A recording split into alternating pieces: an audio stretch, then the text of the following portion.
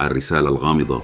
في قلب ليلة عاصفة كان آدم جالسا في غرفته وحيدا يستمع لصوت الرياح التي تعصف خارج النافذة. فجأة انقطع صمت الليل بصوت رنين هاتفه. نظرت إلى الشاشة لترى رسالة جديدة وصلت من رقم مجهول. لم يكن يعرف من أرسلها ولم يستطع تجاهل فضوله. فتح الرسالة ببطء ليجد أمامه كلمات غير مفهومة ورموزا غريبة وكأنها رموز مشفرة من عالم آخر. بدأ يشعر بقشعريرة تسري في جسده كأن شيئا غير مرئي يراقبه من الظلال. حاول آدم فك الشفرة واحدة تلو الأخرى، يحلل الرموز، يكتب، يقرأ، يحاول فهم الرسالة الغامضة.